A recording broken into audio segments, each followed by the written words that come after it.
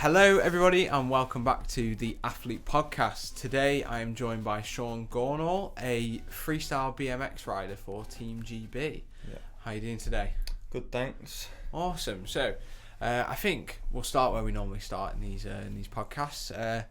Let's talk about how you got into the sport and you know what drove you to sort of get further into it, you know, bypass like the foundation of, you know, what everybody sort of gets up to when they start, and, you know, really dig into to getting better and learning new things. Where did that all begin? I think like getting into sport, main thing, watching it on TV was obviously the biggest influence on me. Watching like X Games as soon as you get home from school, put it on first thing. But then local skate park got built for us. I think my mum took me down to try it out. Yeah. And I think it just grew from there really. Got involved, made some friends there. Yeah. And then it just snowballed really. It just didn't stop. Yeah. Well, how was learning the first trick? I assume you started with like an ollie or a bunny hop. A bunny hop. Yeah, probably a bunny hop. Yeah, like on the. Yeah, that's just probably your starting point, I suppose. Yeah. And I'm sure when I first tried it, I didn't get anywhere near to like what I was supposed to be doing. What was the park like? Can you remember what specific things they had there? I think, to be honest, it was, even now I don't go there too much now, but the actual park itself is a pretty good skate park, and for beginners. And even that, like intermediates, going all the way through. Yeah. It still holds up as a pretty good park. A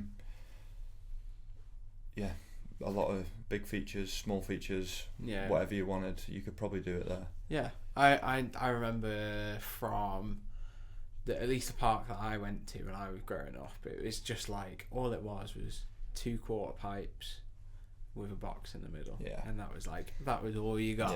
Yeah. But it was only, I say recently, it was quite a long time ago now, but the government started putting like more of an emphasis on building better skate parks. And obviously the one that we have around here near our HQ in D-side is quite, I mean, I don't want to say famous, but like it's one of the bigger ones. It's pretty well known, yeah. And obviously a lot of the skateboarders, scooter riders that we've had in, they say that the Northwest is actually quite a good area to be wanting to use those facilities, because a lot of the best ones are around here, aren't they? Yeah, I'd probably say Northwest, out of, like, there's obviously great skate parks in other parts of the country, but they're sort of isolated. So if you ride that part, you can't really get anywhere else if you live around there, or especially as a kid. But the Northwest, we spent our whole childhood growing up. We'd be getting, and you can probably get to 6 or 7 different parks, maybe more if you include outside ones, within an hour. It's pretty easy. Yeah. So we spent all our childhood going around on trains everywhere, just spending our weekends just travelling about. Oh, okay. So in terms of you get a little bit more into it, you know, you learn some tricks. How long would you say you were riding? Because you mentioned earlier that you qualified for the NAS. Yeah, so it's sort of changed. The way I train has obviously changed quite a lot since I started. Yeah. Like when we started, we'd get to the skate park at 9-10 in the morning, and we wouldn't leave till 9-10 at night. Like, and you'd spend all day there, just maybe not riding the whole time, but just socialising and obsessed. You're just obsessed at that point. Now it's a little different. I'll probably go for 2-3 hours at a time. Yeah. Pretty much every day, but like make them few hours count, rather than we don't really spend too much time in there like hanging out, I suppose. But you just in there, get what you need done, and then leave. Yeah. What do you think initially drew you into the sport then? Was it more the sport itself, or did you like the community? I think for me it was love the sport. I just as an action sport, it's just exciting to watch, I suppose, and that's how I've seen it. And then I think it's more just because it's freestyle. You can take it how you want. Yeah. You can do whatever you want with it. So, like I played rugby before, and it was a team sport, and I loved it, and that was great. But I think I like being able to make my own decisions. Yeah. And with BMX, you can, any sort of action sport, the skate park, BMX, skateboarding, scooters, you can sort of pick what you want to do, and no one really can tell you otherwise. No, exactly. You're free to, I mean, if you really wanted to, you're free to, you've got the will to do whatever you really want. And there's, what I liked about it was that there was no like limitation. You just, all it is other than, well, there is a limitation in, where you're competing, what, what sort of ramps and setup the park has. But a lot of the time, the only limitation is the amount of time that you have. It's just exactly. 1 minute to compete, and that's it. So how is like competing and training? How is that? In terms of, obviously you've already touched on, you train a lot less now. Yeah. But how has competing at least changed for you over the years? I think competing's been definitely, since the Olympic got involved, it was more, events were structured differently, people would act different at competitions, and was it a lot more like, it was more laid back, 100%. Like there was, I don't know if I can say it, but like people would go out like partying or whatever, and that'd be that'd be what they do. I mean, no, it's, you'd expect that from that's it. Like people used to go out and have a party, and then like they'd go out and ride the next day and stuff like that. And obviously now, there was obviously people at that time who were athletes, but there was people who didn't take it too seriously. And then now it's sort of changed where everyone's an athlete and everyone's unbelievable on a bike now. So it's sort of it's completely changed the way the competition works and stuff like that. But at the same time, it's created a whole community of athletes now. So sorry. No, it's alright. Don't worry. It's definitely interesting because you're right. It's come from like counterculture and like we're gonna do this and we're brash, whatever. And it's sort of, as soon as like a big major body gets involved, and there's like, oh, now there's money on the table, guys. You could actually just do this, not on just a weekend or after your job or after school. You could do this and earn like real money, and be successful and recognised for it, if that makes sense. Not that you aren't, but you aren't. You'd only really be recognised like within the community. Whereas you go to the Olympics, it's completely different. You medal for GB, you're recognised on the national level. You even get, I can't remember if it's an OBE or an MBE, one of the two. Not just for competing but for medaling. And so it's totally different. The level goes up, and you said it earlier that the qualifying is like running a final now. You have to be, it's insane. You have to be on your toes, and I guess it's difficult because you've got 3 stages. You've got qualifying, semi-finals, and finals. And how I'd imagine it, at least, is that you in the qualifier, you start off, you're obviously fantastic at what you do. To anyone like me, it's gonna look insane, any qualifying run from you. And then you gradually turn up the heat a little bit until you've got to give it your all in the final, don't you? But how much is, like, nowadays, how much is left in the tank to even pull out and surprise anyone in the finals with? I think it's definitely difficult. And once, like you said, in the qualifying now, you basically contest basically 2 finals runs in the qualifying. And that's like just the normal now. Obviously you're always saving a few little bits for semis and finals, just to you need that wow factor sort of thing of in each stage, otherwise you're just not going to get through. But just the level's insane, but that's just the way it's going. Everyone's training more than ever. People are on the bike every day, so like as soon as if you're the person that isn't training every day, then you're just going to get left behind, really. Is there more of on the topic of more official workings and things? How is everyone's approach to? You said that people were partying at competitions. How is everyone's approach to like your actual body health? Nutrition, mental health. How has that changed recently then? It's completely changed from the partying side of stuff. I suppose everyone. I'd say not everyone. I suppose the majority of people are athletes, and they're on a pretty good routine with the gym. Nutrition's like top of the list for a lot of people. Like I look at nutrition and just think, like, I know if I'm training bad, I can generally bring it down to like a bad diet or something like that. But yeah, eating good, what's the word? Can't even think what I'm saying. I think with nutrition,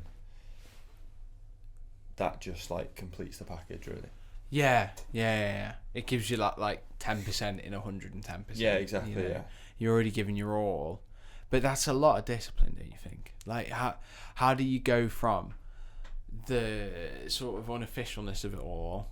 Well, not unofficialness. You get what I mean. To then there's quite a lot of rigor there, and there's a lot of discipline there, but everyone's doing it, so you have to adapt. Yeah. You know, how did that transition? I think personally I didn't find it too hard because I sort of grew up in a team playing rugby. It was always pretty disciplined anyway. So like, if someone said turn up, I'd be there. But I suppose maybe for other people who didn't particularly like someone telling them what to do, or like, it might have been a bit more difficult for them. Yeah. But yeah, it's like, I suppose it is difficult. Mainly, I found the hardest bit, you just sacrifice a lot. Yeah, and absolutely. that's like, I'm sure there's a lot of other, like, most athletes, they might not realise it, but they sacrifice a lot of stuff. Like, the main 100%. Thing, you sacrifice your time, because you don't. I'm away 6 months a year. Yeah. You don't see family, girlfriend. You miss out on like weddings, like everything, funerals, all events. It's like your mates on a weekend. Do you want to go out? No, I can't. I'm training tomorrow. And that's just, you've just got to have a bit of willpower, really, because it's. I could easily say, oh, my mates are going to the footy game on the weekend and they'll probably have a drink, but you can't, because I know it's going to ruin my week. I'll just have a bad week of training. So it's not that I don't want to go and do it. I just know what's better for me. Yeah, and that's discipline. Yeah, that is. I mean, you distill it. That is, you know, that's discipline. That's willpower. You know, not many people would want to commit themselves to it, to be honest. And it's interesting. I just want to backtrack a little bit. And ask just a flat question. Yeah. Do you think, as a result of, obviously, you know, any of the skate sports, you know, BMX, skateboarding, scootering, whatever it is, do you think that generally they're easier to get into because of the wider community and the aspect of that? When you go to a skate park, you meet people, they'll teach you things, they'll, you know, cheer you on, if that, well, not cheer you on, but you know, they'll help, course, and they'll say, oh, well done, you just learnt this, you just did that. Do you think that would make them easier to get into than, for instance, you know, sprinting? Yeah, I think it's definitely, I suppose, other than the cost of the equipment, which is like, it's not horrendously priced anymore, so it's definitely more affordable. But I think if you went to a local skate park, you'd be able to see like the community side of stuff, and there is a lot of coaching going on now, but most of it's self-taught. And it's like peer taught between friends. I think I had something in my head, I can't remember what I was going to say now. I think you learn a lot from others when you're at a skate park, and that is the main way of learning. Someone's learning something and you can't do it, you ask them how to do it, and 99% of the time at a skate park, someone's going to be pretty like approachable, and willing to help you, because that's how they learn. So it's not. Yeah, exactly. That's like, they're just passing on knowledge, really. Can't remember what else I was going to say. I've got another question locked and loaded if you want me to. Go on. Yeah. So I wanted to start this one with a little analogy that I did say before. So I explained earlier to you that I did used to ride a BMX. I used to go to what's called a pump track near my house, maybe about 15-20 minutes away. And I had a pretty crap bike. Like, I mean, like any child would. I was like 9 or 10 years old, and you know what, it's whatever. But a lot of the people there, they sort of ribbed me about having a really bad bike. I'm pretty sure it was a BMX from Halfords. Because I remember it. This stuck in my head because I didn't want to go back there because of it. But I spoke about this with Denham Hill, a skateboarder. I just said, you know, there are all these crap skateboards. Everyone's seen a rubbish skateboard before, but you know, if you're a beginner, where would you realistically get a good piece of kit? If that makes sense, where would you go personally? I think, well, personally, I'd probably. I mean, your best bet before you even sort of went into buying anything, you'd probably maybe go to a skate park, rent something from the skate park, because most places generally have like entry level stuff that you can rent, helmets, bikes, all that sort of stuff, and then people are accommodating. Like if someone comes to me, if a kid on a rental bike come up to me and said, I'm looking for a bike, or the parent said I'm looking for a bike, you can point them in the right direction. Like you're not going to be told you've got to get this top end bike or anything like that. You're better off starting at like an entry level. Someone will I'll put you in the right direction. Someone will. Especially the person behind the counter. And then exactly that you go into, right? And then at least you're buying the right thing. But I don't think there's any. Like I see people at the skate park who haven't got the best bike, but that doesn't mean they can't enjoy themselves or anything like that. It's just like cost is an issue, maybe. Like it's all like you can't say to someone get a bike if you can't afford it. Like it's so you just make do with what you have. That's what, like, I didn't have a great bike, but it was a good bike and I made it work. Yeah, exactly. And the same with a lot of other people. So No, I totally agree. And especially, you know, people behind the counter. I know that there's in Deeside Skate Park, they've got a little skate shop there. Yeah, they have, and I'm sure that the person behind the counter would be more than willing to tell, to give me guidance on what, you know, not just like what's cheap or, you know, what's good, but, you know, what's like a good value for me, you know. So you know that you're getting something robust because it's going to be like clattered around a lot, isn't it? It gets thrown about everywhere, but like even like that skate shop in Deeside, it's if he gives you like some good advice, you've probably got a customer for life, haven't you? Like it's exactly by the time you go, I use the same bike shops all the time, so okay then.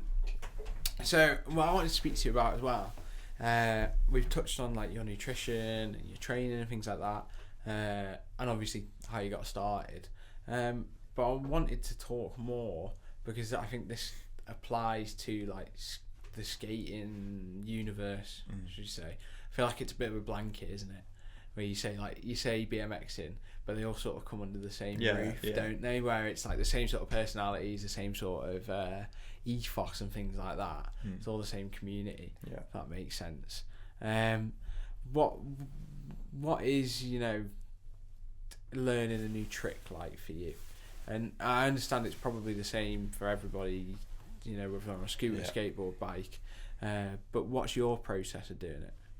I think for me, it's like, I suppose, like you said, tricks are different for everyone. I suppose my process is I'll figure out obviously first what I want to do. Where I need to do it, and the easiest approach to it to explain is start in the foam pit, see if it works. If you feel like it's going to work, keep trying it that way. If it's not working, make some changes and go from there, really. And then once it is working in the foam pit, you take it to the resi ramp. It's basically a foam pit with a rubber mat on top. So you can roll away from it, but it still hurts if you crash. But it's not quite the same impact as when you finally take it to wood. But new tricks it's hard to learn because everyone's progressing every day, so it's trying to find something that someone's not done before is quite hard. What are the nerves like for you when you're trying to put a new trick, as you said, to wood, and like almost round it off and be like, I can do this now. I can do it on the harshest surface. You know? Do you get nervous before you do that, or? Yeah, I think the most nervous you get, I tend to be, is that first time from the foam pit into the resi ramp, because like once you get to the resi, once you've done it on the resi a few times, it's pretty much the same as wood. As long as you're confident, it's pretty much the same. So that isn't as big of a margin. But once you're doing like the foam pit to the resi, sometimes you're up there thinking anything could happen now. I don't know if it's going to go right or wrong, because especially if it's something completely new, you've got to have the exact same thought process that you did in the foam pit. Plus you've got added stress of, I've got to roll out of this because otherwise it's going to hurt. So, and then that stress, sometimes like your mind does strange things sometimes, and like that stress makes you do something completely different, and and then that's how you hurt yourself basically.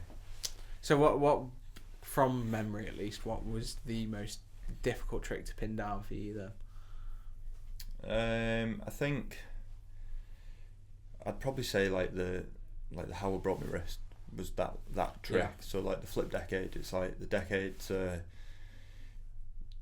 you travel, your bike stays in one place, you do a 360 around your bike. Using like the handlebars. Handlebars, so, and then I was learning flip decades, and that was like the trick that I wanted to take into like Olympic qualifiers and all that sort of stuff, next competitions, whichever. Done the whole process, learned them in the foam pit, moved it to the resi, done them a bunch of times on there, and then I just wanted to tweak it a little bit. There was one day they weren't feeling that good, so done a few in the resi, felt a bit weird, thought I'll take it into the foam pit and try and change a few things.